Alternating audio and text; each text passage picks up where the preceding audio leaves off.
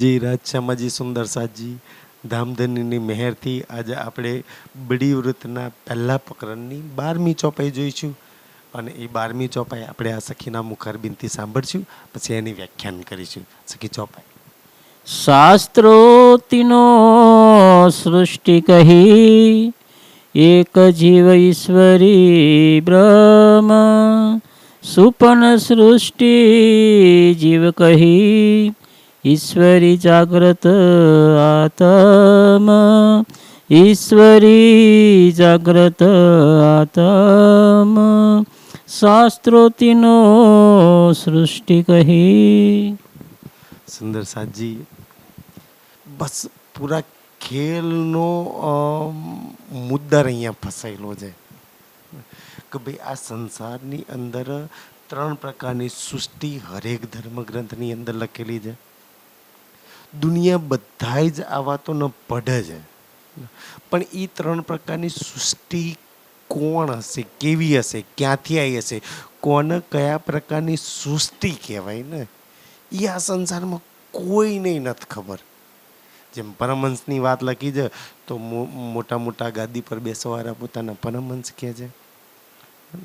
ખાસલ ખાસની વાત લખી છે, મોમીનની વાત લખી છે તો દાઢી ટોપી રાખવાવાળા અહીંયા કપાળમાં કારું નિશાન પડી જાય તો પોતાના મોમીન ખાસલ ખાસ કહેવા માંગે છે. શું આ 3 સૃષ્ટિની જે વાત રાજજી બતાવે છે એ બાહ્ય કોઈ દેખાવ કે બાહ્ય આડંબર યા તો બાહ્ય રીતના થઈ શકે? કોઈ પહેરવેશ કે કોઈ વેશભૂષા પરથી કોઈ એવી રીતના કહી શકે કે ભાઈ કોઈ સ્થાન પર મોટા આસન પર બેસી જાય તો કોઈ આ પ્રકારની સૃષ્ટિ હોઈ શકે? કોઈ જ આનો મતલબ ન સમજી શક્યા. રાજ્યએ મહેર કરીને આપણને કેટલી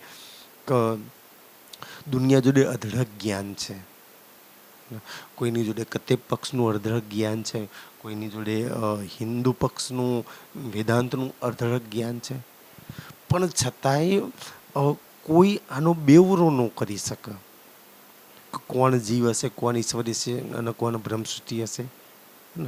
બધા તાલીમ લીધેલા અને કેવા મહાનુભાવો બેઠેલા છે અને તે તો કોઈ તાલીમ જ નથી લીધી.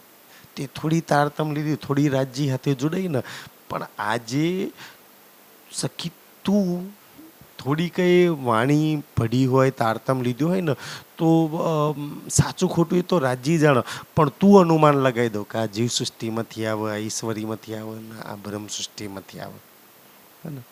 તારી જોડે એક પેમાનો આવી ગયો છે માપવાનો. દુનિયા જોડે એ મેઝર ટેપ, એ પેમાનો નથી માપવાનો. કેવી રીતના મપાય? અહીંયા રાજ્ય ઈ આપણને પેમાનો બતાવે છે કે ભાઈ કોને બ્રહ્મ સૃષ્ટિ કહેવાય, કોને ઈશ્વરી સૃષ્ટિ કહેવાય, કોને જીવ સૃષ્ટિ કહેવાય. હકીકતમાં